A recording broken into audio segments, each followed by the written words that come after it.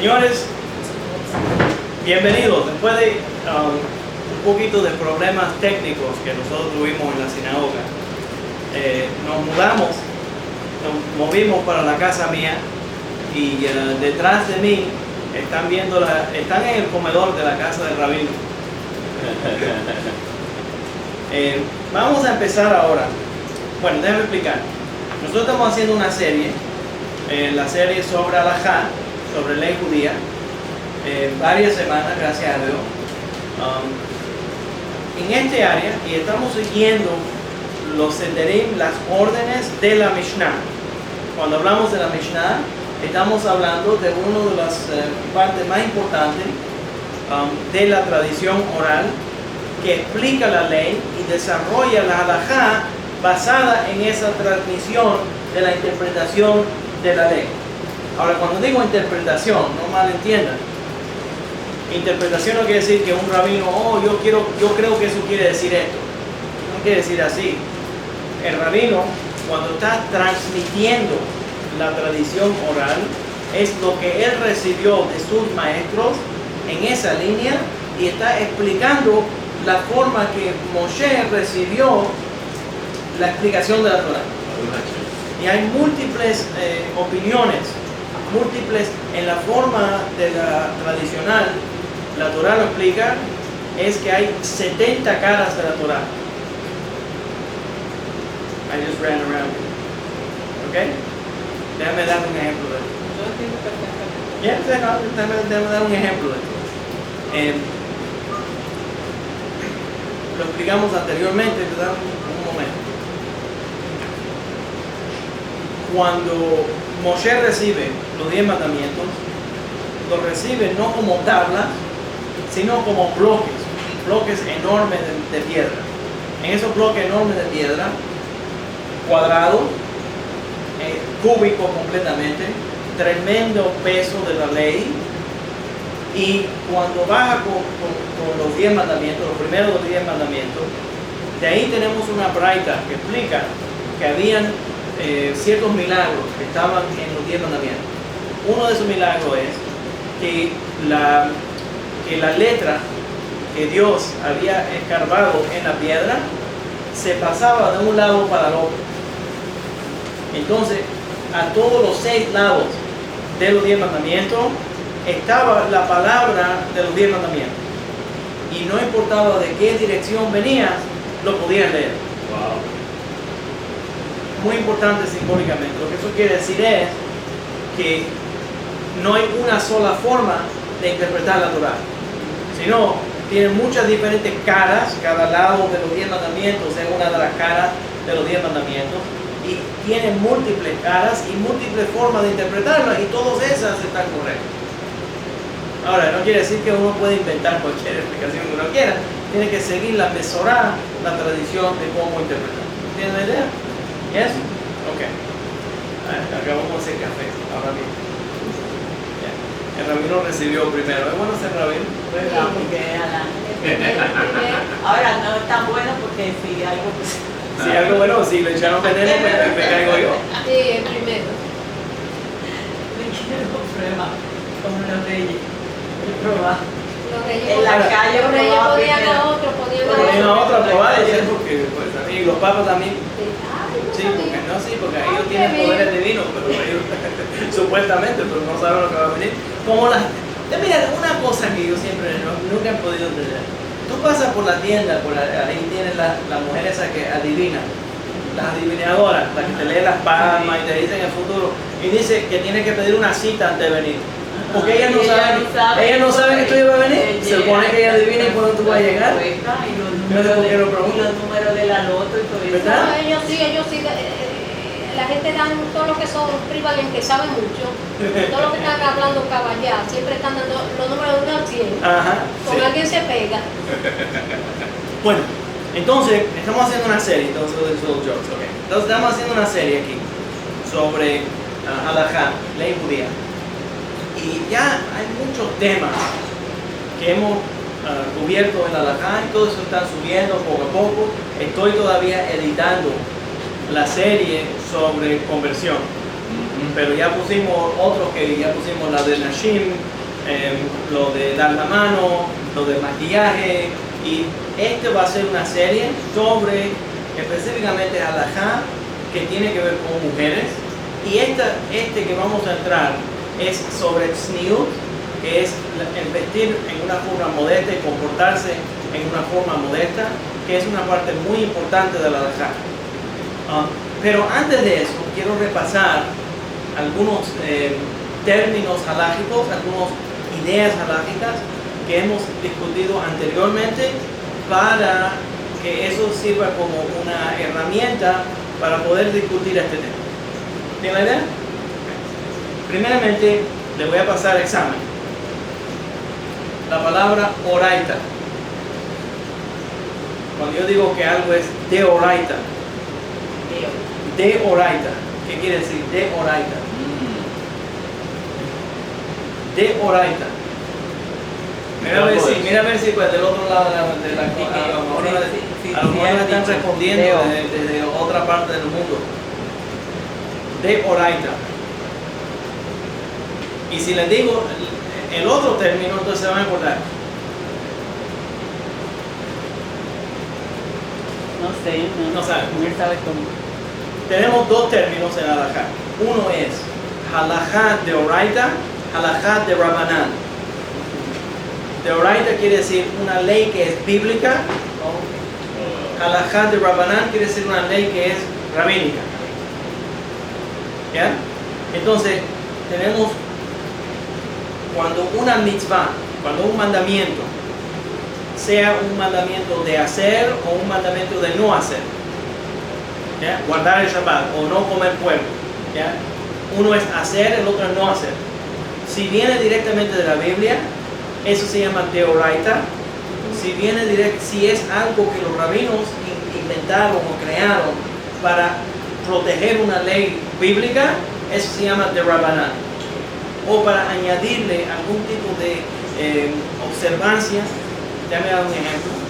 El prender las velas de Shabbat, las dos velas de Shabbat, es una mitzvah de Rabbanán, rabínica, que los rabinos desarrollaron como una mitzvah para añadirle a la celebración del Shabbat. ¿Entienden la idea?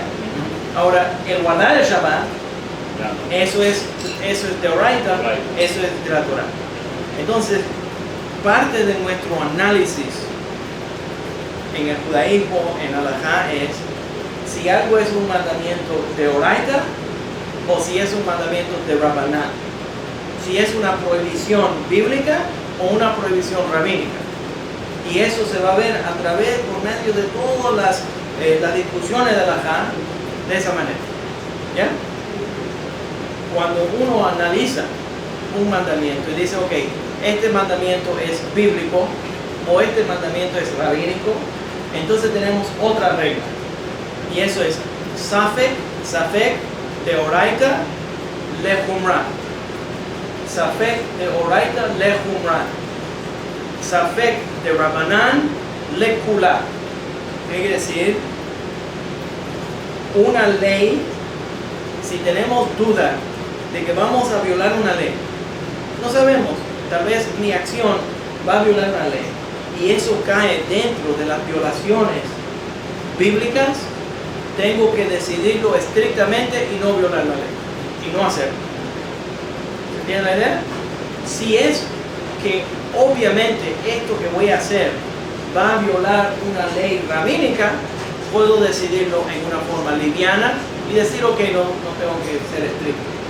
Entonces, muy estricto, muy serio cuando es una prohibición bíblica, y menos serio, podemos ser más livianos, menos estricto cuando es una ley rabínica. Tiene sentido. Okay. Muy bien. Claro. Próximo término que es importante comparar los dos. Humra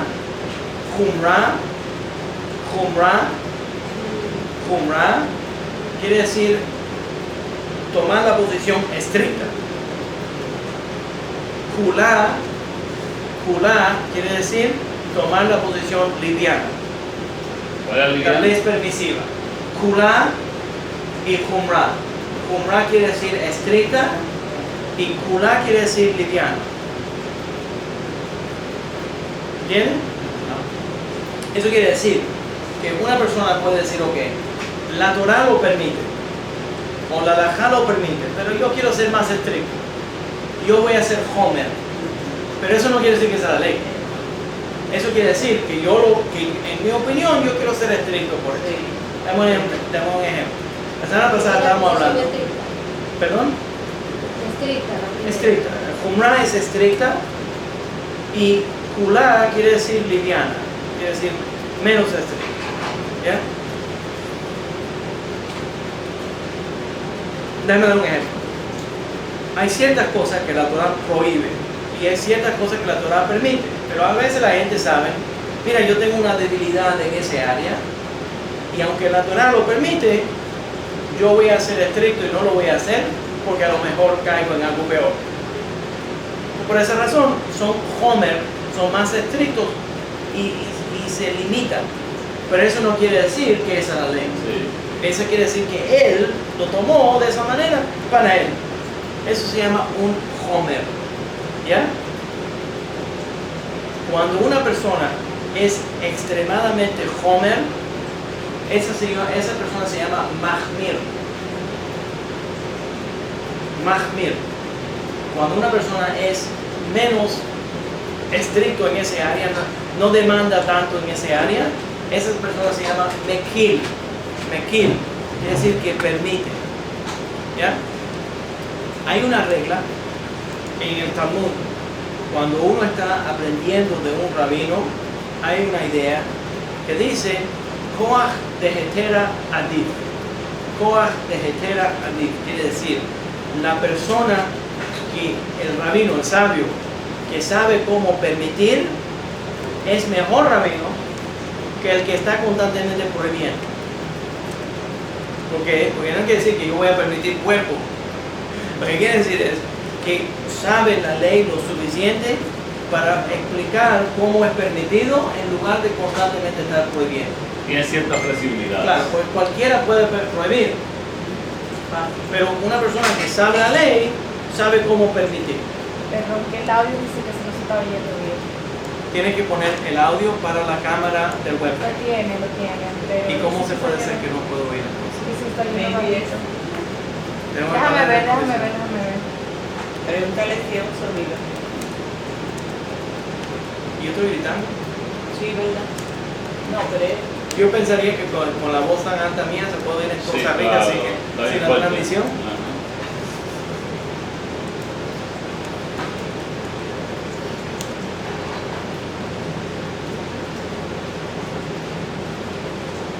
Habla. Que mejoró, dice que mejoró. Baruch Hashem. Ok, Baruch Hashem. vamos. Entonces, la persona que es mekil, o que busca una forma de hacer, de permitir, es mejor rabino que el que está constantemente prohibiendo. ¿Ya? Ahora, ¿cuál es el caso? En el Talmud nos dice que los rabinos se les daba ordenación. El aire. El aire, sí. Hay que sudar. Sí, porque... Se une con un ruido. Y ahora, ¿cómo se está escuchando? Se escucha, oye, mami. Habla, Rigoberto, para Sí, que no, ellos ajá, puedan... Es la Sí, cámara. sí, yo sé, en la cámara, sí. Ya. Ya no tenemos ese problema. Ahora ve, a ver, prende el aire. ¿Sí perfecto. que lo voy a prender?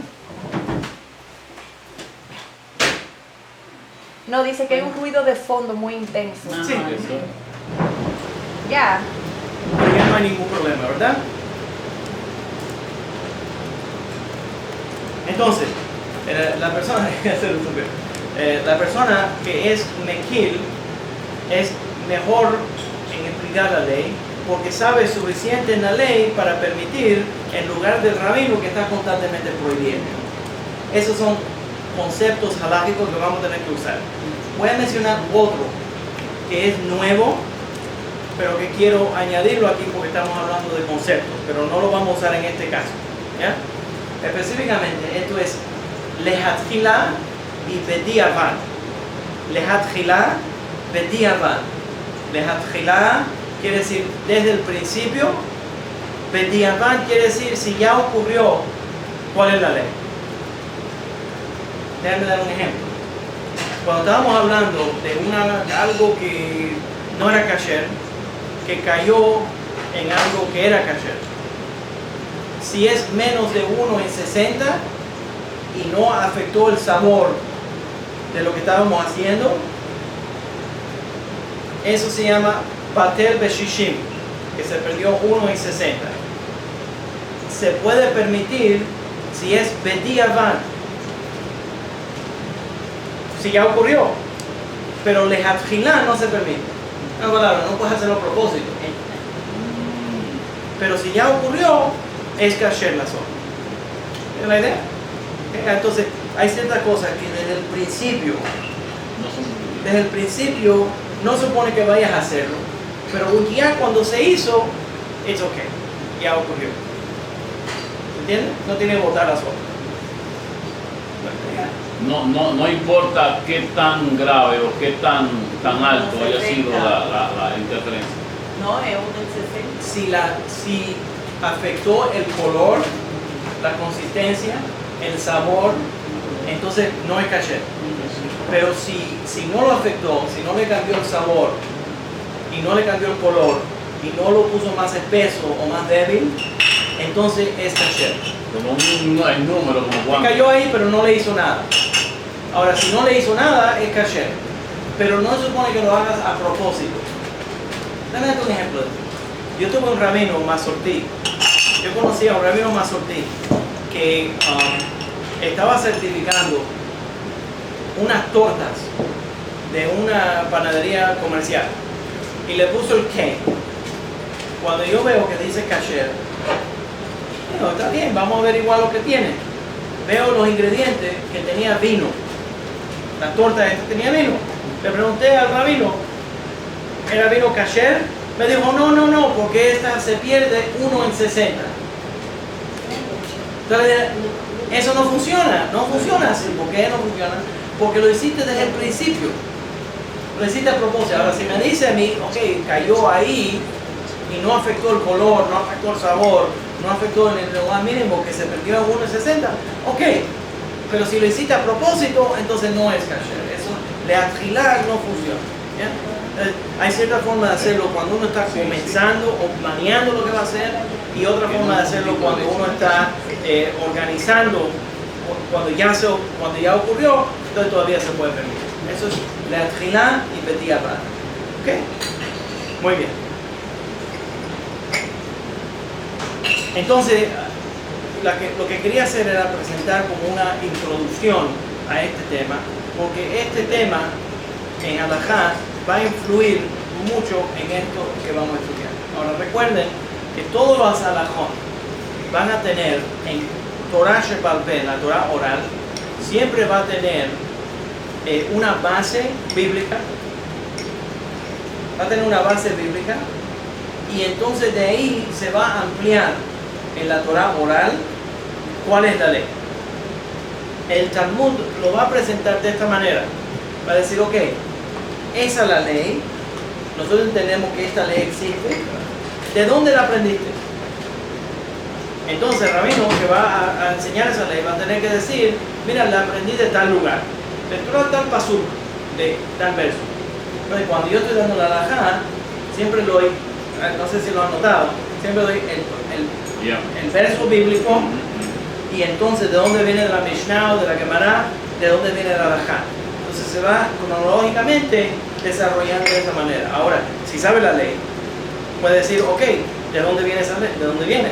Entonces lo vamos a llevar hasta el lugar a donde está, eso se llama el remez, la clave o el mandamiento que está en los 5 libros de Moisés. O tal vez entre los 24 libros de la Torah, del Tanaj.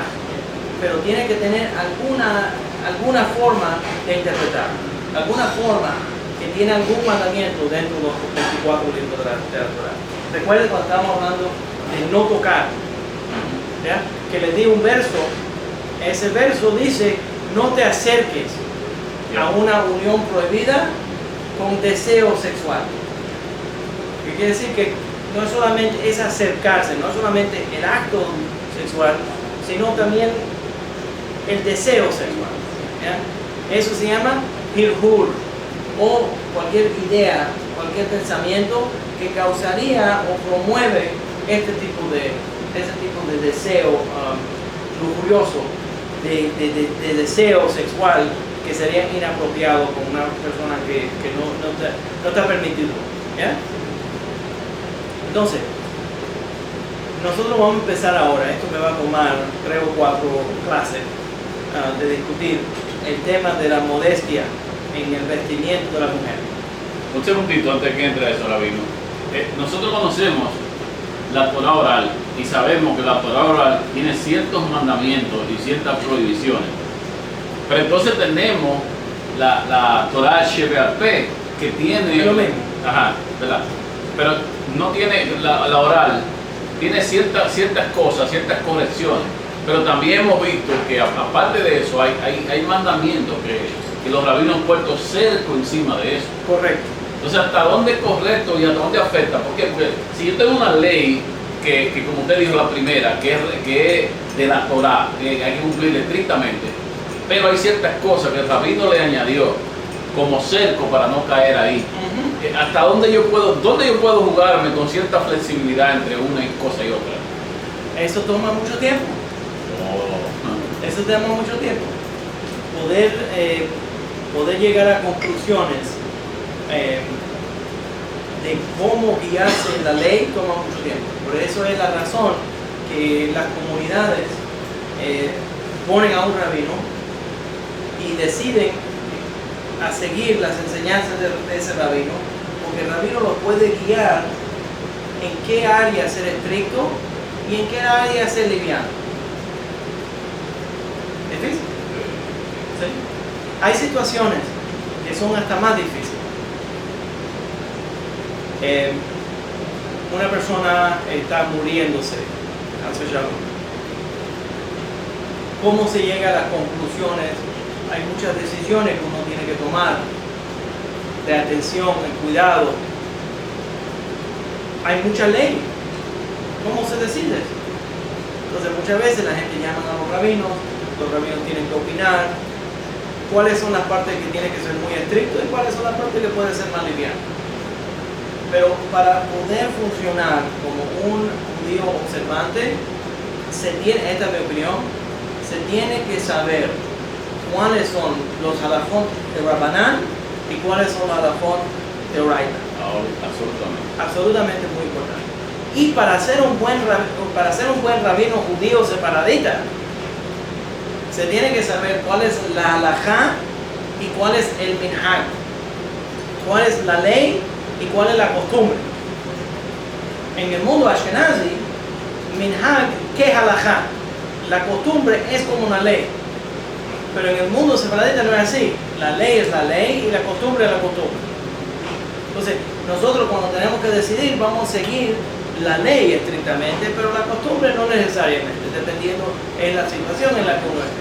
Entonces, eso es otra forma de pensarlo y viene de una tradición histórica, ¿ya? Por la razón de que cuando se escribió el Shulchan Aruch, el código de la ley judía, fue escrito por Yosef Karo, rabino separadita, que lo que hizo fue que coleccionó múltiples opiniones de muchos diferentes rabinos, las puso junto en un volumen y casi todos los amigos de él eran separaditas. Entonces la ley del Shulchan Aruch casi siempre sigue la opinión separadita. En ese tiempo, no lamentablemente, gracias a Dios. Entonces, en ese tiempo, no, yo digo para nosotros. No, exacto. En ese tiempo, entonces existía otro rabino que lo llamaban el Ramah, Rav Moshe Isserles. Isserles estaba escribiendo un libro de ley y cuando él vio el Shulchan Aruch, era tremendo rabino, cuando vio el Shulchan Aruch, dijo, este libro está mejor que el mío. Y iba a dejar de escribir el libro de él. Entonces al fin, en Polonia, en Cracovia, entonces al fin los judíos de Cracovia le dijeron, no, rabino, necesitamos que usted termine. Entonces lo que él escribió fue lo que él llamó el libro el código de la ley judía, se llama el Shulchan Aruch, la mesa puesta. Entonces él escribió un libro y le puso el mapá, que es el mantel. Oh, wow. ¿Ya? Entonces lo que hizo fue un comentario explicando las costumbres y las aplicaciones de la ley Ashkenazi, cómo se hacían en Polonia. Muy respetuoso. Muy bonito, una cosa muy tremendo. Era tremendo sabio. Entonces, Era tremendo. ahí no hay problema, mire, nosotros por la historia, porque hemos aprendido últimamente, sabemos que los judíos de ciertos sitios son altamente influenciados. Es como el caso usted sabe que en el mismo Israel se come mucha comida árabe. Inclusive los judíos comen este tipo de comida, como el caso de como esto que nosotros hacen en Queen, Pita y... Ajá, pita y todo tipo de cosas. Eso no es judío. Sin embargo, el judío lo utiliza y no está mal. Ajá. Pero ahí influye lo que usted dice, la costumbre. La costumbre. Entonces hay que manejar lo que usted está diciendo entre lo que es lo que manda la Torah y lo que es la costumbre. El mejor ejemplo, vamos a ver el mejor ejemplo. Jala, el jalá de Shabbat. ¿Qué es lo que parece? ¿Qué le parece? Sí. Esa cadeneta envuelta. Ok, estamos viendo que se está vendiendo el jala, que es el pan trenzado. Sí. Y todo el mundo cuando ve ese jala, ese jala. Sí. Pero verdaderamente eso no es jala. Eso no es jala.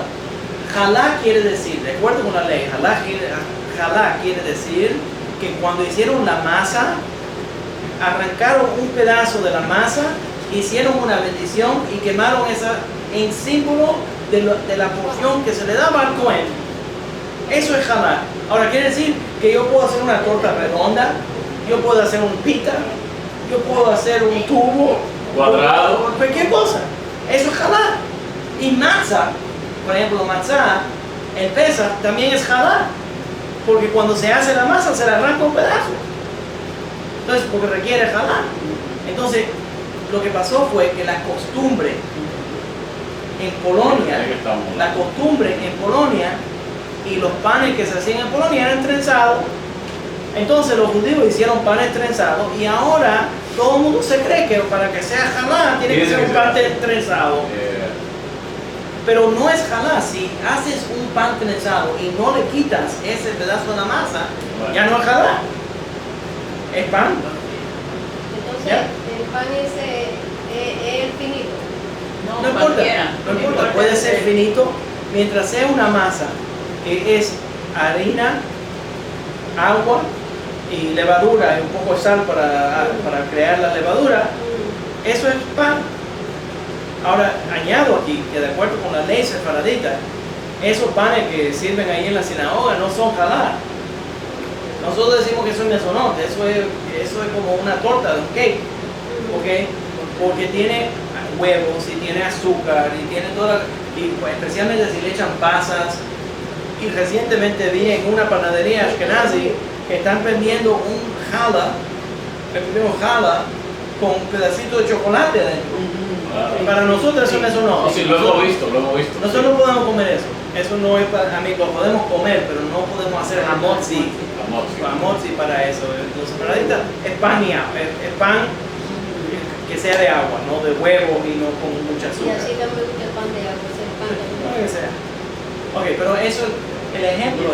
Entonces ahora recibí por el email una persona que me dijo que mis amigos de Breslev sacaron ahí que el pan tiene que ser trenzado porque es en la trenza del pelo de Eva, de Java, que ella se trenzó el pelo y como la mujer hace el jala, saca aquí el caramelito, ¿ya?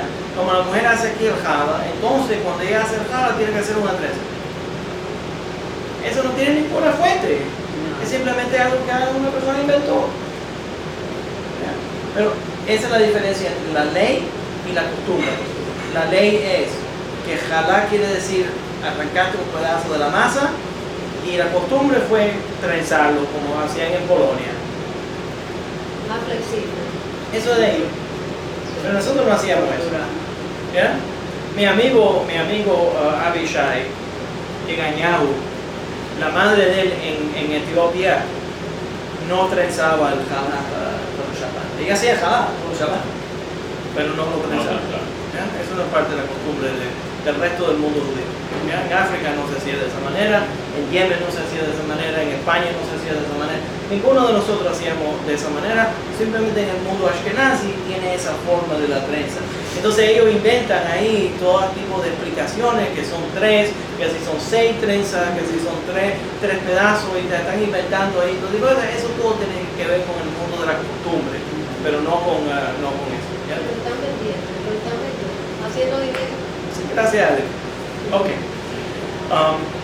Entonces, lo que está ocurriendo, la razón que estamos en este tema es que constantemente estamos recibiendo preguntas. Y yo quiero tratar bien a mis talmidim, yo quiero tratar bien a mis estudiantes, pero a veces uno no es un buen maestro a menos que guíe y haga correcciones. Lo que estoy viendo mucho es que la gente quiere ser judío y en su pensamiento judío, en su interés, en su forma de pensar lo que es judaísmo, quieren vestirse en la ropa hasídica. Y estoy viendo que eso viene de varias fuentes. Una de las fuentes más, yo creo que más fuerte, es por la razón mesiánica. Déjame explicar por qué. El fundador, déjame decirlo de esta manera, el fundador de los Jews for Jesus, ¿cómo se llama? ¿Te acuerdas? Sí. Moshe Rosen. No se llamaba Moshe. Él no decía que él era Moshe. Él decía que era Moshe. ¿Qué quiere decir eso? Que él está usando la pronunciación hasídica ashkenazi del gueto ashkenazi para de alguna forma parecer más legítimo todavía. Piénsalo. Yo vi una vez, yo lo encontré muy interesante, uno de los panfletos. Moshe, la forma correcta sería Moshe, pero él no dijo que era Moshe, él decía Moshe, pero lo hace a propósito, porque lo que está haciendo es tratando de hacerse parecer más legítimo, tomando la caricatura del mundo hasídico, para entonces es más legítimo. ¿Entiendes? Y en la mente de la gente, esa apariencia hasídica es más legítima que cualquier otra comunidad judía. Y no hay forma, yo no sé cómo explicarle que el hasidismo no ha existido 300 años. Ni 300 años. Pero en la mente de ellos eso es legítimo y todo lo demás no es legítimo. Entonces cuando se imaginan a un judío, se imaginan a un hombre, nunca a una mujer, siempre un hombre, con barba, con peón, con sombrero negro, con la apariencia hasídica. Si no, no es judío. Si no, no es judío. Entonces, Moshe apariencia. Lo que él quería hacer era, te voy a dar un ejemplo, lo que él quería hacer era tomar una apariencia hasídica del gueto, del shtetl, para de esa forma parecer que era más auténtico. Y lo que estoy viendo es que en el mundo mesiánico, hombres que no están circuncidados, que no guardan Shabbat, que no guardan Kashrut, de pronto tienen una barba y un sombrero negro. Entonces tienen la apariencia de judío, pero no son judíos. ¿Me entiendes? Tienen la apariencia de judío, pero no guardan los mitzvot.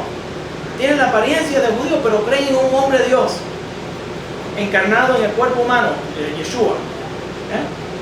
Se creen, están practicando idolatría, pero tienen la apariencia. Creen en otro Dios. ¿Me entiendes?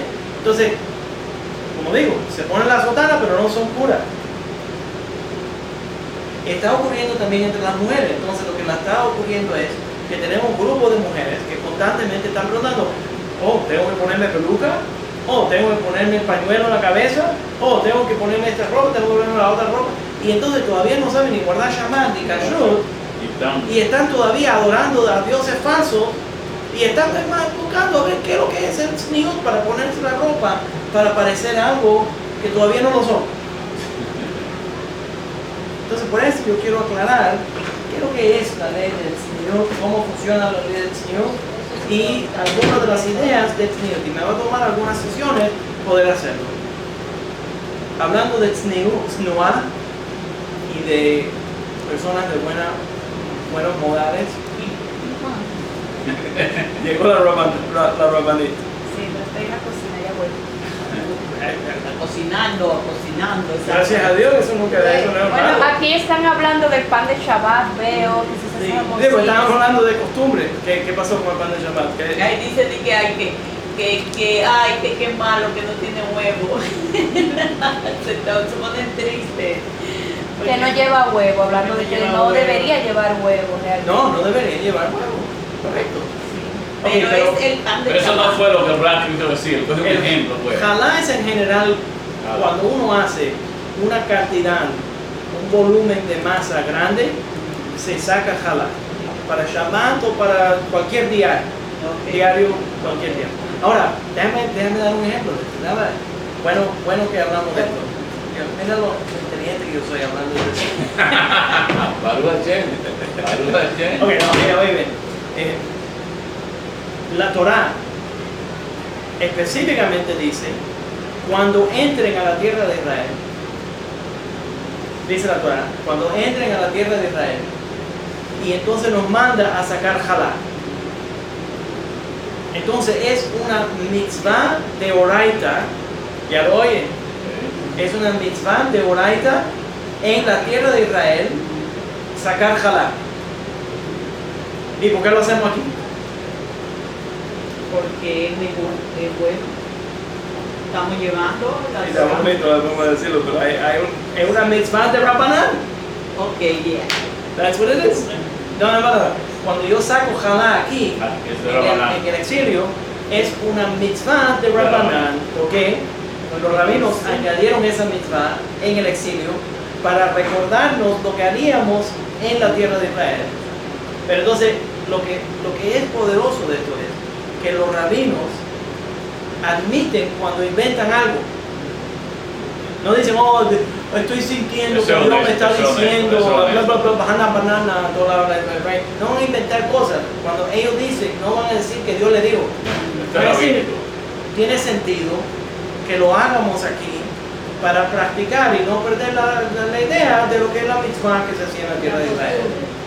¿Entienden? Entonces es una mitzvah de oraita en Israel sacar jalá y una mitzvah de Rabbanan en el exilio sacar jalá. La misma cosa, pero diferentes tierras. Sí. Maravilloso. ¿Ya? Ok. Entonces, lo que vamos a hacer es que vamos a hablar primero desde el principio de lo que es tzniut. ¿Ya? Tzniut es modestia. Ese es uno de los temas que es muy popular en el movimiento ortodoxo y se ha vuelto últimamente una de las cosas que marca la diferencia entre una mujer que observa y una mujer que no es observante.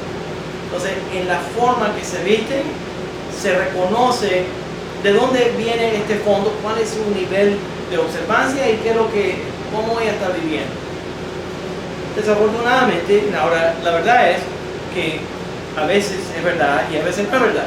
Es una persona que viene, no sabe y simplemente, pero es una persona con buenas intenciones, con buena pureza y no tiene interés de hacer mal, pero simplemente no sabe la ley. Entonces vamos a aclarar eso. Lo otro que quiero aclarar es que la ley de tzniut no le aplica solamente a las mujeres, sino también hay leyes de tzniut que son para los hombres.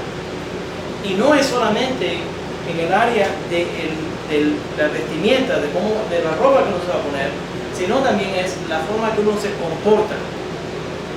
Y por esa razón, la semana pasada, lo primero que hice fue hablar de Nevi'á, de la ley que limita cómo tocar, cómo interactuar hombres y mujeres, para limitar esa interacción y hacerlo para que sea una decisión, una forma modesta de llegar, de proceder en la vida.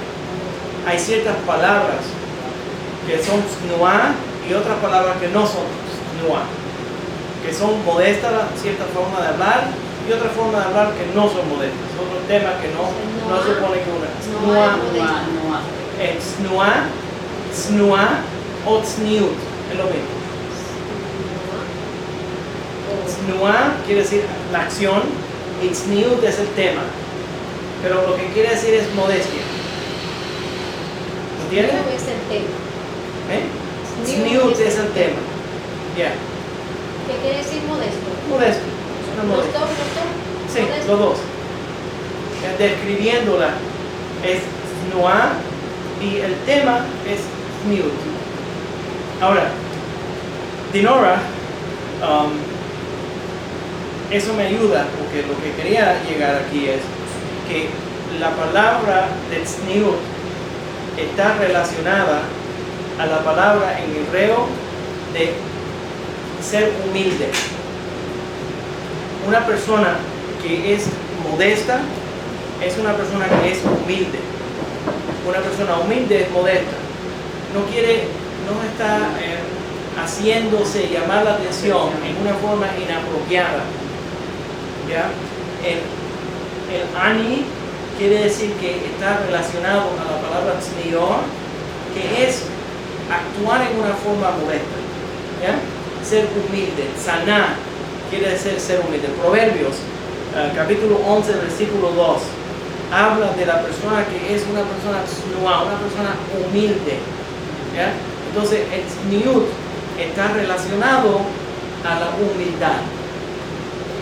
¿Ya? Ahora, eso no quiere decir que una persona se tiene que una mujer o un hombre se tiene que vestir con un saco de papa. Se supone que uno se ponga ropa bonita, elegante, que tenga colores, que se vea una persona alegre, ¿ya? Pero que se supone que uno se ponga ropa elegante, que se vea uno bonito, pero no quiere decir que tienes que esconderte. Muchas personas están malinterpretando y piensan que la mujer observante, que una mujer observante de la Torá no puede llamar la atención.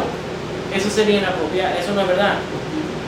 Una mujer elegante llama la atención, pero llama la atención no de una forma inmodesta, llama la atención de una forma modesta. Se supone que una mujer observante sea bonita, sea atractiva, sea una persona que se siente bien. ¿Ya? La última vez yo le iba a decir esto, cuando estábamos hablando de los cosméticos, una señora pentecostal que me dijo a mí que ella no se pone cosméticos, no se pone maquillaje, porque como ella no nació con maquillaje, ella no se lo pone. Yo le digo, bueno, no naciste con ropa tampoco. Parece que van a tener que andar desnudas. Parece no le gustó. No lo llamó otra vez. No me volvió a llamar. No encontró qué decir. Se trancó como cuando no se tranca. Pero se supone que uno se decore. La mujer observante se pone prendas. El Shulchan Aruch, el código de ley, dice que cuando viene la fiesta, se supone que un hombre le compre prendas a su esposa y para que ella se sienta bien. ¿Verdad? No es para estar en la casa. No es para parecer una cosa que tenga buena apariencia. Que se ve elegante. Que se vea elegante, que se vea bien. ¿Ya? Entonces, y decir que la mujer observante no se puede poner colores también sería inapropiado. Entonces, ¿qué es lo que quiere decir snua? ¿Qué es lo que quiere decir tzniut? ¿Cómo interpretamos el tzniut? ¿Está entendiendo lo que estoy diciendo? ¿Ya? Entonces, ¿cómo se interpreta y cuáles son los límites de la halajá? ¿Cómo se supone que una mujer se vista? ¿Y cuáles son las partes que son prohibidas? ¿Ya? Ok. Para eso, voy a concentrarme en una sección del Talmud, traducción mía del Talmud. La página 24a del Talmud Bavli en Brajot. De ahí viene toda la discusión en la halajá, en la ley judía, sobre tzniut, sobre la forma correcta de una mujer vestir. 24a Talmud Bavli en la sección de Brajot, la sección de las bendiciones. división de brajot. Dice, Rabbi Yitzchak dijo, un tefaj, voy a explicar lo que es un tefaj en un momento. Un tefaj descubierto en una mujer es erva. Es erva. Erva quiere decir desnudez. Creo que es un tefaj. Un tefaj es la mano. La mano. ¿Ya? La mano. El tamaño de una mano. Descubierto en una mujer sería como una desnudez. ¿De qué está hablando? Dice la Gemara. ¿De qué está hablando Rabbi Yitzchak? Porque ya discutimos esto. Rav Sheshet nos dijo que cualquier persona que mire, esto es lo que dice el Talmud, cualquier hombre que mire hasta el dedito pequeño de una mujer en una forma de deseo, es como si está promoviendo hasta el dedito pequeño, es que está buscando ahí erva y está como si estuviera mirando las partes, dice la Gemara, como si estuviera mirando directamente las partes privadas de la mujer. Como si le estuviera mirándole el dedo pequeño con erva, con deseo, es como si la estuviera mirando desnuda. Debe ser que Rabbi Yitzchak está hablando de la esposa de uno cuando uno va a recitar el Shema. Le estoy hablando directamente de lo que dice el Talmud. Cuando uno va a decir el Shema. Rav Chisda, dice la Gemara entonces, se entendió lo primero que dije. Lo primero que dije es, Rabbi Yitzchak, uno de los grandes Tanaim, dice, si se destapó la mujer un tefaj, el tamaño de una mano, eso es desnudez. Entonces los sabios del Talmud dicen, pero ¿qué es lo que nos está diciendo nuevo si ya se sabe que un hombre no puede estar mirando a la mujer con deseo, cuando ya aprendimos que si le está mirando un dedito y eso lo provoca, hasta el dedito sería como estar mirando la desnudez. Erva quiere decir desnudez, que es provocativo, como mirarle la parte privada a una persona. Entonces, dice la Gemara, ¿por qué nos está diciendo eso si ya se discutió ese tema? La Gemara dice, ok, entonces debe de ser que Rav Yitzchak, el rabino, está explicando la ley que tiene que ver con un hombre que va a recitar el Shema y cerca de él está su propia esposa, pero no está tapada completamente. No está tapada completamente. Que si él puede decir el Shema o no. ¿Está entendiendo la idea? No, me lo ofrezco. Rav Chisda dijo, la pierna, el shock, la pierna se llama en hebreo el shock, en arameo lo llaman el shock. El shock de una mujer, en la pierna de una mujer, es erva, es desnudez. Como dice en Isaías 47:2, destapa tu pierna al shock y pasa sobre los ríos. Y como dice, destapa y destaparé tu vergüenza, será destapada, será demostrada. Entonces de ahí 47:2 y 47:3 Isaías. Entonces de ahí se aprende que el shock, la pierna de una mujer, podría ser erva. Isaías dice que es una desnudez y que va a pasar una vergüenza si destapa esa pierna. Entonces Rav Chisda dice que la desnudez viene por medio de la pierna de la mujer. ¿Sigue? Usted ha hablado dos veces y ha relacionado mucho las últimas 3 intervenciones que ha hecho ahora mismo sobre desnudez y sobre la provocación. Sí. Entonces, ha dicho primero erva y después se ha referido a esas dos cosas. Entonces, ¿hay relación entre una y la otra? Sí, la desnudez provoca. Oh. Yo sé, eso te sorprende, ¿verdad? Sí. No, porque me la relaciona, menciona erva y menciona desnudez. No, y menciona erva y menciona provocación. La forma directa Sí. de interpretar, es buena pregunta, no estoy jugando lo que estoy diciendo. La forma directa de interpretar la palabra erva es desnudez. Pero la razón que es tan prohibida es porque es provocativo. Bueno. Es provocativo. Entonces cuando se ve eso, provoca. ¿ya? Y nosotros no podemos estar buscando erva. No podemos estar buscando ser provocados. ¿Ya? Shemuel dijo, la voz de una mujer, oír la voz de una mujer es erva. Oír la voz de una mujer es un tipo de desnudez que puede ser provocativo. De ahí viene otro tema en la halajá que está relacionado a tzniut, que se llama kol isha, la voz de una mujer. En hebreo se llama kol isha, la voz de una mujer. Ahora, piénsalo, una mujer cantando tiene cierto poder, es cierto poder de provocar. Como dice, ¿ah? puede causar erva, es como una desnudez que causa deseo. Eso se vuelve uno de los temas en tiempo moderno sobre la voz de una mujer cantante.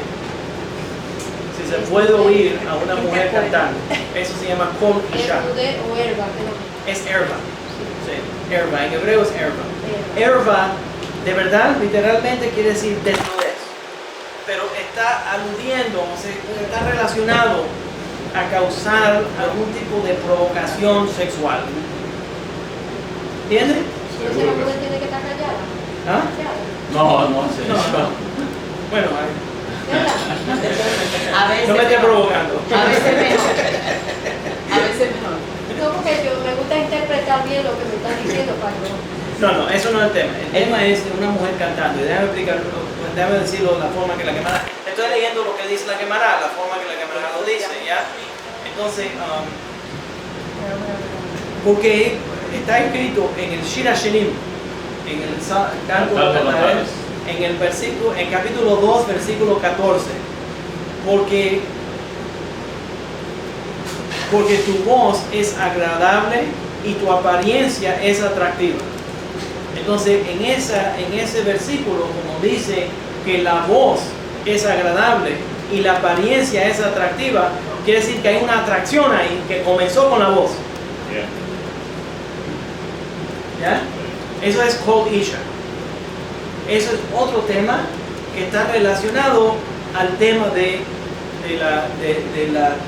el vestimiento en una forma moderna.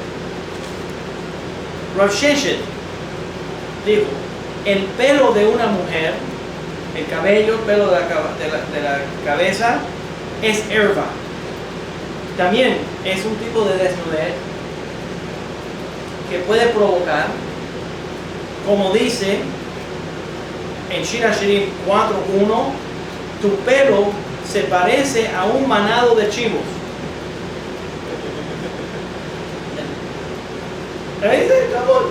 Esto es el Talmud Bavli, el Talmud babilónico, la página 24a de Brajot. Ahora, la discusión entonces aquí es que Rav Yitzchak está abriendo la página diciendo, ¿ya? La forma que lo dice Rav Yitzchak es que si una mujer se destapó, si la mujer está destapada más de un tefaj o un tefaj, está mal, que puede causar erva. Entonces la Gemara dice, pero por un momento nosotros sabemos que un hombre no puede estar mirando con deseo a una mujer ni el dedito. ¿Qué quiere decir? Esto es menos de un tefaj. Entonces, ¿por qué está diciendo que es un tefaj entero? Entonces, obviamente la Gemara está diciendo, lo que él está hablando es de recitar el Shema o estudiar Torah. Un momento. ¿Cuántas veces al día se tiene que decir el Shema? Dos veces. Por la mañana y por la noche. Mucha gente se acuestan a dormir, se acuestan en la cama y van a decir el Shema. ¿Quién está al lado de ellos? La esposa, el esposo. Entonces ahora voy a decir oraciones a Dios, pero hay una desnudez aquí. O él puede estar desnudo o ella desnuda, no pueden decir el Shema desnudo. se deberían de tapar.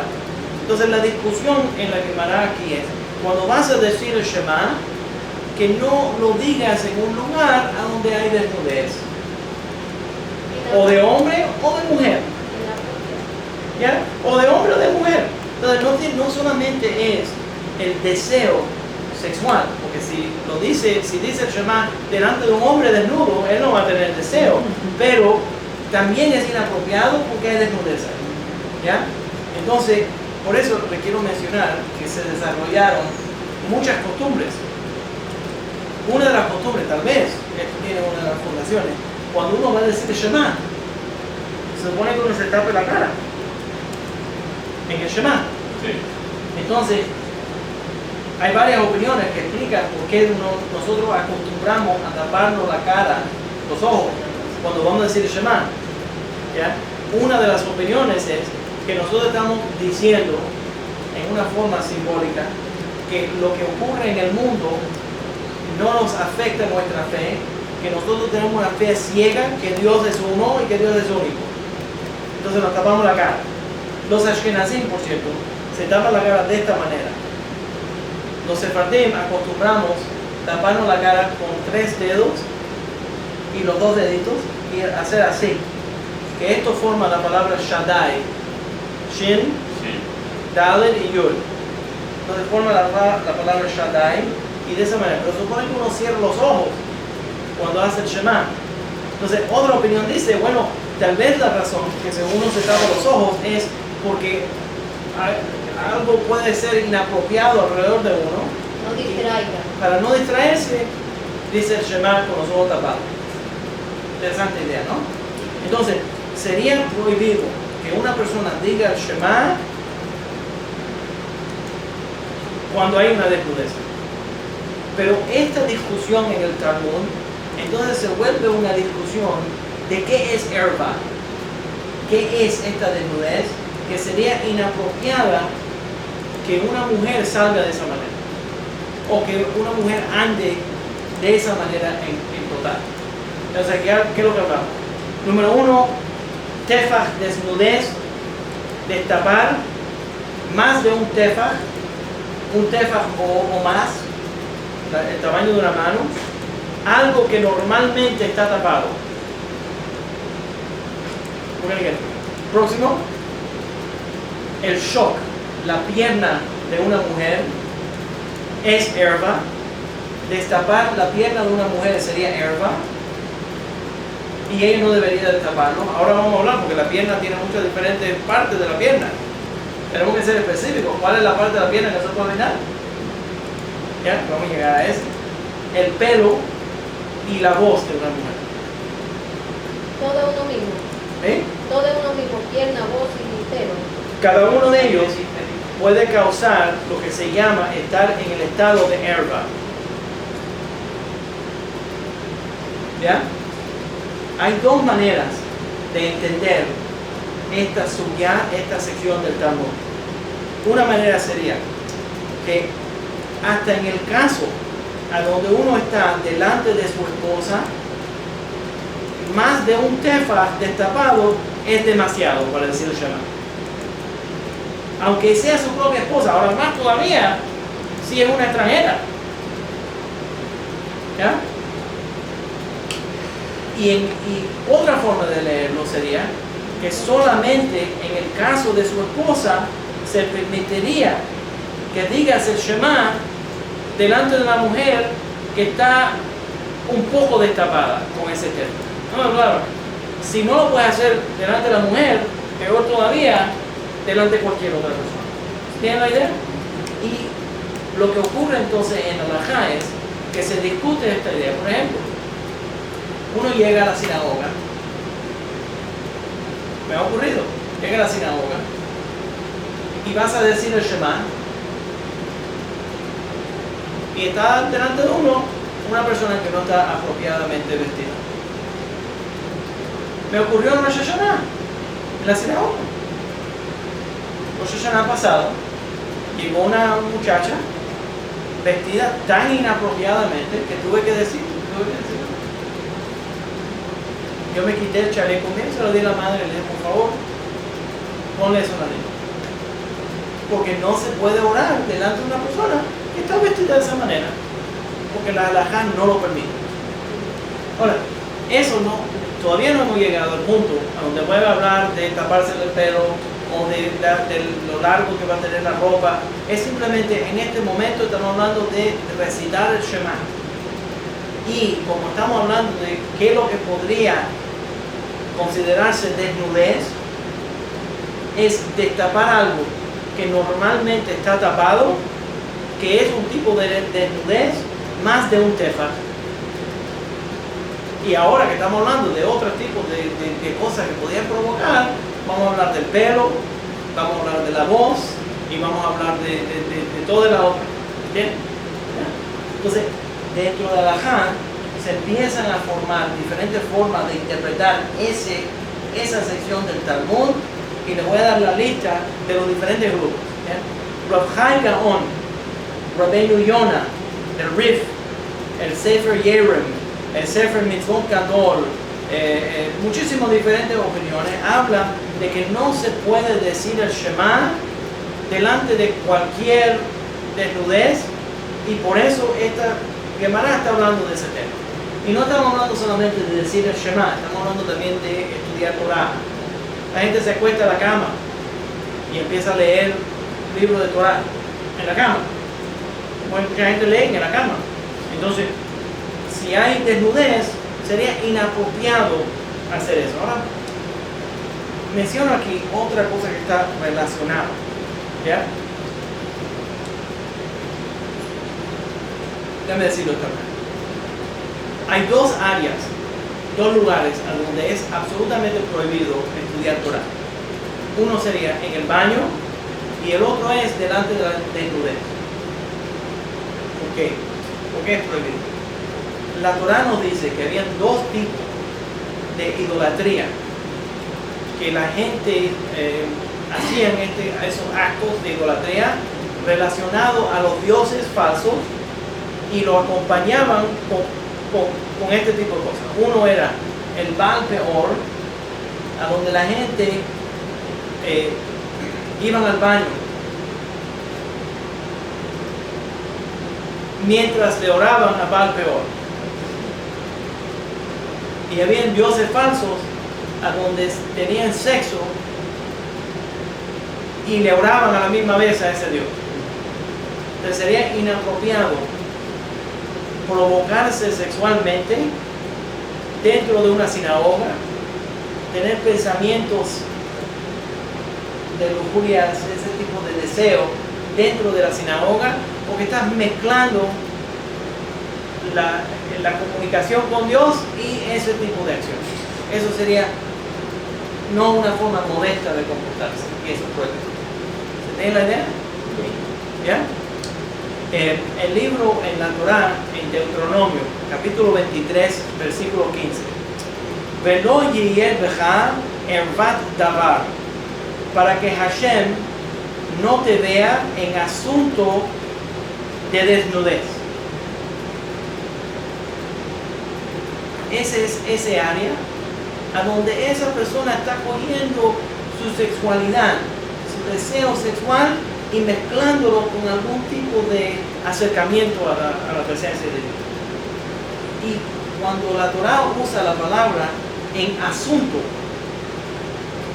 usa la palabra devar. Devar quiere decir un asunto, pero si lo lees, puede decir davar, que quiere decir hablar, que quiere decir hablar palabra de Torah, que quiere decir orar. Entonces no sería apropiado que en una relación a algo desnudo, que uno esté orando. Para orar uno se viste, aunque esté solo. No se supone que uno esté desnudo cuando está orando. ¿Ah? Está cometiendo la idolatría que se cometía. ¿Se entiende la idea? ¿Ya? Entonces uno se viste un poco para hacerlo. ¿Ya? Cuando la mujer va al mikveh, se supone que cuando ella va a decir la brajá dentro del agua, en el mikveh se tapa un poco, hasta con las manos, cuando va a decir en la oración de la brajá, de meterse en el mikveh. ¿Por qué? Porque está diciendo una oración, pero para estar dentro de esta ley, se tapa un poco ella y entonces dice la braja. ¿Se tiene la idea? El mikveh es el agua, cuando ella va a entrar ahí, entonces ella se va para enseñar modestia. Aunque ella está sola, o que la mujer del mikveh está ahí, pero eso no quiere decir que no puede hacerlo sin algún tipo de modestia. ¿Tiene la idea? Ok. El Talmud Bavli, el Talmud babilónico Shabbat, la página 150a, la primera parte de la página, y en el Rashi, el comentarista Rashi, mencionan ahí que esto es una persona que va a orar y no puede mezclar esa desnudez, y esa es la forma correcta de hacer la oración. ¿Entienden la idea? Ok. Entonces, la Torah, la ley de Oraita, prohíbe decir el Shema en cualquier situación a donde hay una situación de desnudez. Y en ese caso, ¿ya? Entonces, cualquier desnudez, a donde hay actualmente desnudez, la parte privada está expuesta, entonces no sería correcto decir la oración. Pero el Talmud está llevándolo más lejos todavía. Ahora dice, cuando queda un tefaj de desnudez, es decir, no hay una desnudez completa, simplemente una parte que normalmente hubiera estado tapada, está destapada en este momento. Dice el rabino que eso es prohibido. Eso sería una prohibición de Rabanán. La desnudez actual sería bíblica, la desnudez parcial sería rabínica. ¿Y qué tal? ¿Se entiende? ¿Sí? Ok.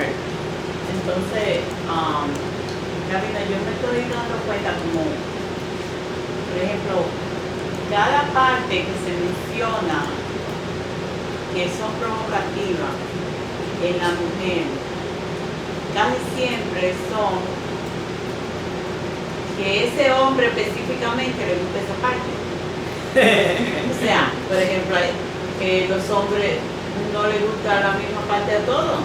Tú sabes, hay hombres que les gustan los cabellos, hay hombres que les gustan los ojos, hay hombres que les gustan la boca, hay hombres que les gustan la pierna, o sea, entonces eso no es tanto de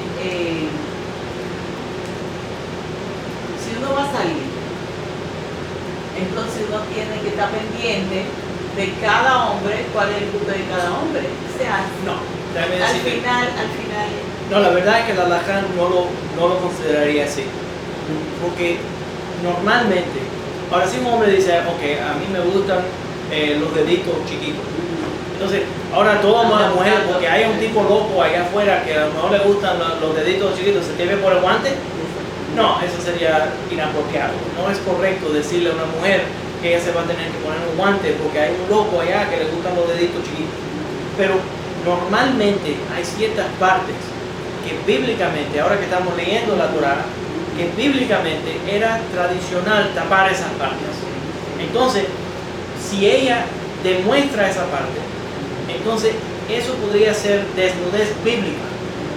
Eso es lo que estamos buscando. Entonces, si decimos, ok, hay cierto hombre que le gustan las orejas, hay cierto hombre que le gustan las orejas, entonces, ¿qué vamos a hacer? ¿Te tiene que poner una gorra? No, porque eso no es desnudez bíblica. Entonces, lo que estamos tratando de interpretar aquí es, ¿qué es la erva? Ese deseo de desnudez bíblicamente prohibido, para poder entender cuál es la forma apropiada de eso. Pero porque haya un loco allá afuera, no quiere decir que nosotros vamos a limitar la forma que la mujer se va a comportar, porque nunca entonces va a tener que andar completamente como hacen la Hay varias preguntas acerca de eso. Aquí hay una pregunta. Bueno, voy a empezar con la primera, que dice Alexandrina, que si se puede decir que el SNIUT es el equilibrio entre lo espiritual y lo físico, expresión del ser humano o todo lo que es. Muy bonito. Muy bien decir? dicho. Creo que está muy bien dicho, muy bien expresado. Y otra pregunta que le hace Mao Joseph dice, pero Ra, si una mujer que ande descubierta del tamaño de una mano, entonces siempre debería andar con un velo, pues la cara es del tamaño de una mano. No. Le estaría dando la razón a los musulmanes que mujeres utilizan la burka. Bueno, primeramente, a mí no me molesta darle la razón a cualquiera que tenga la razón. Eso es lo primero. Mira, moviste la cámara. Oh, sí. Se movió la cámara. Ok, ahora está bien. Ahí. Ahí está. Dale, dale. Ok. Dale. Ok. Primeramente, a mí no me molesta darle la razón. Saludos. A mí no me molesta darle la razón a cualquiera que tenga la razón. Eso es número uno. Pero eso no me molesta. Pero respondiendo a la pregunta, estamos específicamente hablando de partes que normalmente están tapadas. No una cara. La cara no una forma, no es considerado una parte normalmente tapada. Y ahora vamos a entrar al área para interpretar cuáles son las partes que normalmente tienen que estar tapadas, que bíblicamente eran tapadas. ¿Entiendes? Entonces, cuando una parte, en la forma de cuando se discutía en la Torá aquí, que una parte normalmente estaba tapada, pero ahora de pronto esa parte de esa mujer está destapada. Entonces eso puede causar erva. Pero si ya la gente se acostumbraron, óigalo, pues es una distinción muy importante de la Jana. Ahora, si ya la gente se acostumbraron a ver esa parte, entonces ya nadie se provoca. Entonces estamos hablando de un deseo aquí que se está creando por medio de destapar algo que normalmente estaba tapado. Ahora, no estamos diciendo que todas las partes del cuerpo tienen que estar tapadas, pero aquí en esta Gemara se discute específicamente las áreas que acabo de describirle, que son un tefaj de algo que normalmente estaba tapado, si puedo hacer Shema delante de eso o no. No estamos hablando de salir al mall a comprar, de ir al supermercado, no estamos hablando de eso. Si un hombre puede orar el Shema, llegado en el medio de la cosa, si puedes, si ese hombre puede decir el Shema, la esposa está ahí al lado de él, pero ella está destapada, si él puede decir el Shema delante de ella. Otro entonces, vamos a hablar de que lo que es un erva. Puede ser que erva, hay psukim, hay versos que identifican áreas específicos que pueden ser un erva, un deseo, puede causar deseo. Desnudez. Es una desnudez. ¿Qué es lo que es? El shot, que es la pierna de la mujer, el pelo, el canto de la mujer, eso es la que me dice, el canto de la mujer, ¿ya? Entonces este tipo de cosas sería inapropiado. Ahora, añado aquí que hay otra parte también, ¿ya? Pero en esta Gemara no específicamente menciona esa otra parte, pero se discute en otra parte de la Gemara. Por ejemplo, el estómago de una mujer, se entiende que el brazo de una mujer, y ahora vamos a empezar a añadirle ciertas partes del brazo de la mujer pueden ser provocativos porque normalmente son tapados, y se forma una discusión en la halajá, ¿qué es la parte de la mujer que tiene que estar tapada? ¿Cuáles son las partes que son tapadas y cuáles son las partes que no se requieren que sean tapadas? No, dice que perdón. Él puso la otra palabra, él puso otra cosa. Disculpe, descotada era la última palabra, pero no entiendo. Porque él hizo una pregunta. Aquí. Entonces, él puso otra pregunta. Bajo dice, no es así, Torah. En Costa Rica estás limitando los alcances del SNIU. El rap está explicando que definitivamente es inapropiado cuando se reza o se estudia Torah. Pero eso no quiere decir que fuera de eso puedo andar en minifalda o escotado. Exacto, ahora por favor, recuerden, esto va a tomar, las cosas se hacen paso por paso. Si ustedes, déjenme decirlo, nada más lo puedo decir de esta manera. Si ustedes quieren que le digan esto, vayan a la página de Jabán y Jabán les va a decir qué hacer. Así, a lo ciego, sin pensar, sin guiarse, sin analizar, sin saber la ley. Déjense guiar por la nariz, como un animal. Quieren eso. Pero si ustedes quieren pensar y entender cómo razonar en la ley, sigan en la página mía. Silvia dice que entonces que cuando se está en la sinagoga o frente al esposo hay que cubrirse hasta el tobillo, hasta después del codo, obvio, va a tener el pelo y toda esa cosa. Para poder entender la ley va a tener que quedarse en la clase para oír el resto de la clase. Y hay otras preguntas. Alguien pregunta que si es verdad que el rojo está prohibido para la mujer. No, el rojo no está prohibido para la mujer. Se formó una costumbre de que la mujer no se ponga rojo porque en ciertos periodos de la historia las únicas mujeres que se ponían rojo eran de cierta profesión. Eran de cierta profesión. Pero hoy en día, porque la mujer se ponga rojo no quiere decir que está vendiendo algo. Ok, entonces, para seguir con las preguntas, que tengo mucho tiempo ahí. Dice que Sur, que tiene entendido que las mujeres solteras también se deben cubrir la cabeza cuando van a la sinagoga o en el momento del rezo. No, esa no es la ley. ¿Eso es correcto? Eso no es la ley. La ley es solamente las mujeres casadas se tienen que tapar la cabeza para la oración y normalmente las mujeres que no están casadas o que nunca fueron casadas no se supone que se tapen la cabeza y vayan a la sinagoga con la cabeza tapada. ¿Ya? Y está relacionado al tema que estamos hablando, pero estoy creando una base. Ahora déjeme decirle que esto va a ser 3 clases. No se creen que esto va a ser así instantáneo. Yo no soy el rabino que le voy a decir hagan esto y así no como funciona. Es una religión de pensar, no una religión de volverse un robot. ¿Ya? De volverse un robot. Debe aprender cómo analizar la ley. ¿Ya? Que entonces la última dice que si la desnudez bíblica se interpreta acorde con la época. Que se quede en la clase. Me va a tomar un poquito de tiempo. Que se quede ahí. Paciencia. Muy importante. Paciencia con el rabino. O sea, ¿Ok? Lo importante entonces es que la mujer casada es la que debe cubrirse la cabeza. Ahora mismo sí, exactamente. Ok, pero por ejemplo, la mujer casídica en general, nosotros que vivimos en Brooklyn, ella usa pelucas por aquí. Las mujeres casadas, pero las solteras no. Ya, pero ¿eso es la ley o eso es una ley rabínica? No, lo que está ocurriendo es que la ley dice que la mujer se debería de tapar la cabeza por la razón, pero me está forzando a llevar a la segunda clase, no a la primera clase. Pero esto tiene que ir en etapas, cómo se va desarrollando la ley.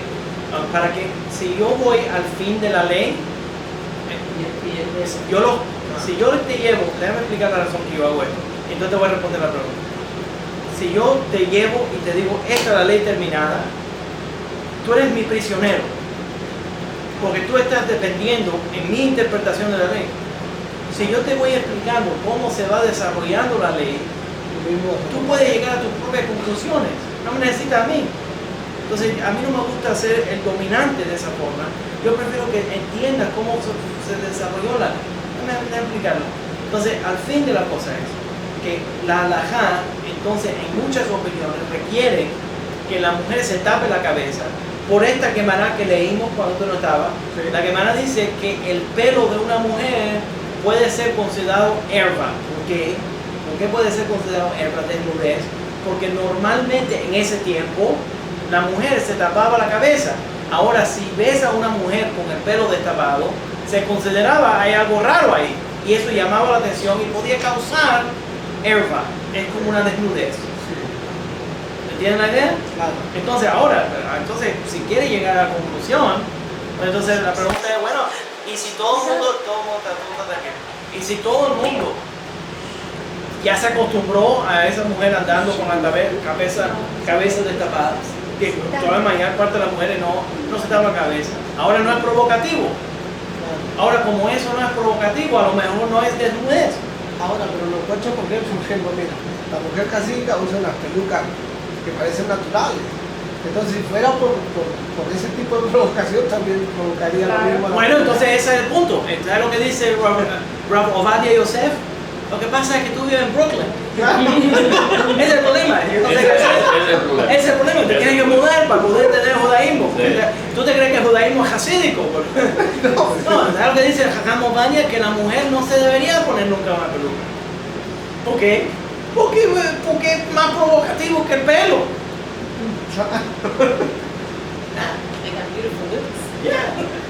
Eso no tiene ningún sentido, pelo con pelo. ¿Entiendes? Claro, con pelo. Además, usan pelos carísimos, que son naturales, algunas, las que tienen dinero. Son pelos de verdad. Son pelos humanos. No, entonces, pero eso no es, mira, si yo te digo a ti, las mujeres no se ven por el peluca. Nadie entiende por qué yo estoy diciendo eso. Pero si te digo, mira, de aquí donde viene la ley, tienes que entender, de aquí donde viene la ley, cómo se va desarrollando esa ley, por qué esa ley, de dónde, cuáles son las fuentes bíblicas, de dónde viene esta ley. Entonces se puede entender por qué una persona diría, ok, no es buena idea ponerse una peluca para tapar la desnudez del pelo, cuando tal vez el pelo que se ve hoy en día ya no es desnudez. Porque la desnudez en este caso, el erva, es destapar algo que normalmente está tapado. Pero si ya constantemente ese pelo está destapado, ya no es desnudez. Pero vamos a desarrollar cómo entender esto. ¿Se está entendiendo? Ok, alright. Entonces, desde el punto de vista de la halajá, de la ley bíblica, cuando la ley bíblica dice, si él ve una desnudez ahí y él va a orar, ahí no dice que esa desnudez lo provocó, simplemente dice que no puede orar delante de esa desnudez. Entonces, desde el punto de vista bíblico, la desnudez, sea provocativa o no sea provocativa, sería prohibido. Pero ¿qué es lo que es la desnudez? Algo destapado. Algo que normalmente está tapado. Vamos a llegar a eso. Déjenlo así. Vamos a ir un poquito más. Ok, entonces, de Rabbanán, de acuerdo con la ley rabínica, cualquier parte que esté destapada que podría provocar algún tipo de sugerencia de algún acto sexual se debería tapar, porque está relacionado a Hilhur. ¿Qué es Hilhur?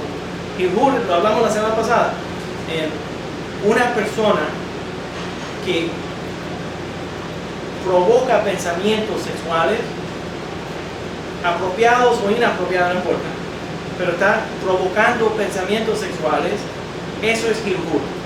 Y eso es una forma, cuando un hombre viene a acercarse a una mujer, si viene con intención, hasta nada más mirándola, si viene con intención sexual y está pensando pensamientos sexuales, eso sería inapropiado. ¿Cómo lo aprendemos? Porque hay un pasuk, hay un verso en la Biblia que dice, no te acerques. Tiene dos mandamientos. Uno, a una mujer, a una unión prohibida, no te acerques a ella para destapar su desnudez. Y el otro es, no te acerques a una mujer que esté menstruando para destapar su desnudez. Entonces la pregunta, ok, se entiende, no puedes tener sexo con una mujer que está menstruando, pero dice aquí, no te acerques a ella. Que quiere decir que no la toqué, pero me acerqué. ¿Se entiende? No la toqué, pero me acerqué. Que quiere decir que llegué al área de eso, ya con intención de algún tipo de desnudez ahí. Entonces, desde el punto de vista de Rabbanán, de los rabinos, cualquier tipo de hilhur, pensamiento que está provocado aquí por esta desnudez o por destapar algo que normalmente estaría tapado, sería prohibido. Pero no es bíblico. El bíblico es la desnudez actual. ¿Ya? Ok, vamos un poquito más. Déjame interpretar lo que es el tefah. Estaba hablando de, la Biblia usa diferentes medidas para calcular distancias, ¿ya? El codo, ¿ya? Diferentes tamaños, y uno de ellos es el tefah. Entonces, el tefah, en la mayor opinión, es alrededor de 10.4 centímetros. 10.4 centímetros en el área que normalmente estaría tapado. Ahora vamos a hablar de la pierna, porque esto va a aclarar más todavía. El shock, esta es la parte que la halajá describe como una de las herbas, que en la Gemara que estudiamos en la sección de Brajot, página 24, 24a, describe ahí que el shock la pierna de una mujer es como herba, es una herba. ¿Qué quiere decir? ¿Qué quiere decir? Normalmente la halajá requiere que la pierna de la mujer esté tapada, pero la pregunta es, cuando nos referimos a la pierna, ¿cuál es la parte de la pierna que normalmente estamos diciendo que tiene que estar tapada? ¿Será hasta el tobillo o hasta la rodilla o más arriba de la rodilla? ¿Cuál es la parte que sería una herba? ¿Ya? La mayor parte de los rabinos describen que el shock, citando a la situación de Isaías, al versículo de Isaías que hablamos, el capítulo 47 de Isaías, que el shock es la parte de arriba de la pierna de la mujer, es decir, de la parte de arriba de la rodilla, porque cuando está destapado esa parte de la pierna, puede destapar más todavía, puede llegar a destapar la parte la parte privada de la mujer. Entonces eso sería un tipo de herba.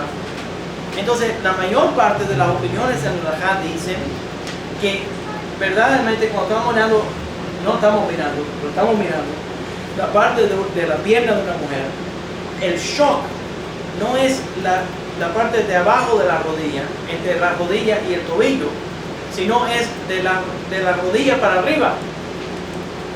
Y eso sería la parte que no se puede destapar. Entonces la minifalda sería un problema, ¿okay? Porque la minifalda está destapando la parte de arriba de la rodilla, pero si llega la falda a donde está la rodilla, eso no es una herba, ¿ya? Porque no está destapando más arriba de la rodilla. Eso es de la fuente directamente, ¿ya? El Bach lo dice de esa manera, que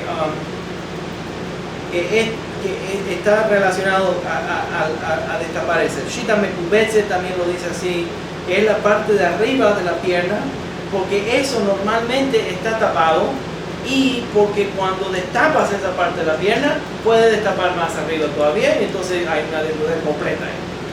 ¿Está entendiendo la idea? ¿Ya? Entonces, y también porque hay una tendencia de los hombres, cuando ven más arriba de la rodilla, ahora la que el Tinora está hablando, cuando ven más arriba de la rodilla, entonces sigue los ojos corriendo. Completa. ¿Ya? Sigue los ojos corriendo. Entonces supone que ellas se tapen la parte de arriba de la rodilla, y hay diferencias de opinión si el shock es la parte de abajo de la rodilla, pero todo el mundo está de acuerdo que es arriba de la rodilla. ¿Está entendiendo? ¿Ya? El Mishnah Brura, más reciente, un comentarista más reciente, Ashkenazi, también habla de que es que la parte de abajo de la rodilla al tobillo no es considerado herba, sino la herba, lo que es esa desnudez, es la parte de arriba de la pierna. ¿Ya? Entonces, todo el mundo que estamos entendiendo que la minifalda es prohibido, pero una falda que caiga alrededor de la rodilla, que destape, puede destapar hasta la pierna de la mujer, de la rodilla al tobillo, eso sería permitido. ¿Está entendiendo? Ok. Herba, entonces, desde el punto de vista de la Torá, es la parte privada de la mujer. Y tenemos que entenderlo, piénsalo. La forma que cuando habla de herba, la Torá, las prohibiciones sexuales, dice alguien que vino a levantar la desnudez, o a destapar la desnudez. ¿Ya? Entonces, es una forma limpia de hacer una conexión al sexo, pero lo que ocurre en el acto sexual es que se destapó lo que normalmente estaría tapado. Esa parte del acto íntimo es que las cosas que yo normalmente no le enseño a otra persona, se las estoy enseñando a ella, o ella me lo está enseñando a mí. Entonces, esa es parte de la conexión, ¿ya? Entonces, eso es un acto sexual también. El enseñar lo que uno tiene también es un acto sexual. Eso también es prohibido, ¿ya? Entonces eso desde el punto de vista de la Torah es erva, pero cualquier pensamiento que podría provocar erva sería prohibido desde el punto de vista rabínico. Entonces tienes la prohibición bíblica, que es la de Judea, y provocar pensamientos es la prohibición rabínica. ¿Quieres darme otras más?